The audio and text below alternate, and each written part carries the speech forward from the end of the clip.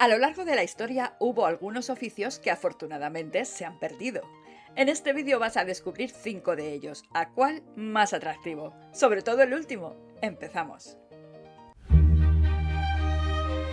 Si hoy vais al médico y os pide una muestra de orina, probablemente no os sorprenderá demasiado. Lo que quizás sí os sorprendería es que la probara, porque durante siglos eso formó parte de la medicina. Entre la Edad Media y el Renacimiento, un buen médico debía saber interpretar la orina igual que hoy interpreta una radiografía o un análisis de sangre. La observaba, la olía y en algunos casos la probaba. De hecho, existía algo llamado la rueda de la orina, un gráfico con distintos colores que ayudaba a diagnosticar enfermedades. Había tonos que indicaban buena salud y otros que, según los médicos de la época, anunciaban una muerte próxima.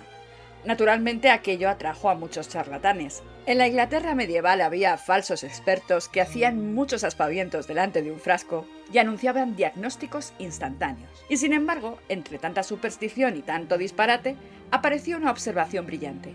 En el siglo XVII, el médico inglés Thomas Willis notó que la orina de algunos pacientes tenía un sabor extraordinariamente dulce. Tan dulce, escribió, como si tuviera miel. Aquellos pacientes padecían diabetes, y de ahí viene precisamente el término diabetes mellitus, que significa algo parecido a endulzada con miel. Así que resulta que aquellos médicos medievales estaban equivocados en muchas cosas, pero no en una. La orina sí podía revelar enfermedades. La diferencia es que hoy lo descubre un laboratorio, y nadie tiene que meter la lengua para averiguarlo. Si alguna vez os habéis quejado de vuestro trabajo, esperad un momento. Porque en el Londres victoriano existía una profesión llamada Pure Finder, y consistía básicamente en recorrer las calles recogiendo excrementos de perro.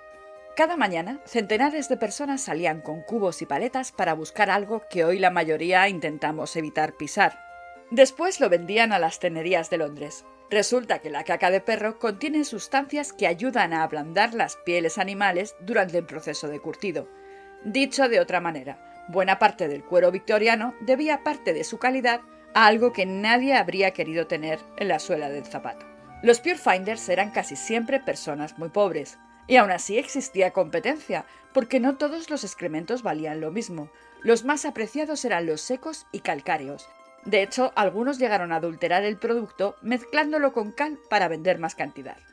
Sí, existía el fraude con excrementos de perro.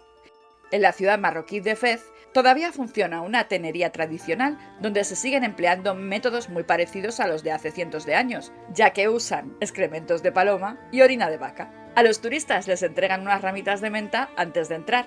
Así que la próxima vez que veáis un antiguo libro encuadernado en cuero o una elegante pieza de marroquinería victoriana, recordad que detrás hubo curtidores, artesanos y seguramente alguien que había pasado la mañana persiguiendo perros por las calles de Londres. Hay palabras que llevamos escuchando toda la vida sin sospechar que esconden una historia completamente distinta. Por ejemplo, álgebra. Si ahora mismo os digo esa palabra, probablemente estaréis pensando en ecuaciones, incógnitas y en algún profesor que os hizo sufrir en el instituto. Pero durante siglos, en España, un algebrista podría ser algo muy diferente. Imaginad la escena. Año 1600. Vais por un camino de tierra. Os caéis del caballo. O peor aún, os caéis intentando subir al caballo, que es bastante más probable. Notáis un dolor terrible en el hombro, no podéis mover el brazo, y no existe la radiografía, ni el hospital, ni el traumatólogo. Y entonces alguien dice, «¡Buscad al algebrista!». Y no va a aparecer un señor con una pizarra y una tiza. Va a aparecer un hombre que se dedica a colocar huesos. Porque durante siglos el algebrista fue una especie de traumatólogo sin título universitario. La palabra procede del árabe al-jabr, que significa algo parecido a restaurar o volver a poner en su sitio. El álgebra intenta devolver el equilibrio a una ecuación y el algebrista a una persona. Desarrollaron férulas, vendas especiales y técnicas propias que fueron pasando de generación en generación. Algunos llegaron a tener reconocimiento oficial. Sabemos incluso que existió un algebrista de Su Majestad en tiempos de Felipe II. Y en muchos pueblos españoles siguieron existiendo los llamados componedores de huesos, hasta épocas sorprendentemente recientes. De hecho, en algunas zonas de Galicia continuaron ejerciéndolo prácticamente hasta el siglo XXI. Si como yo tenéis cierta edad o habéis pasado tiempo en casa de vuestros abuelos, seguramente recordaréis el brasero de camilla. Aquella mesa cubierta con faldones bajo la que toda la familia metía las piernas en invierno. Era uno de los lugares más acogedores de la casa.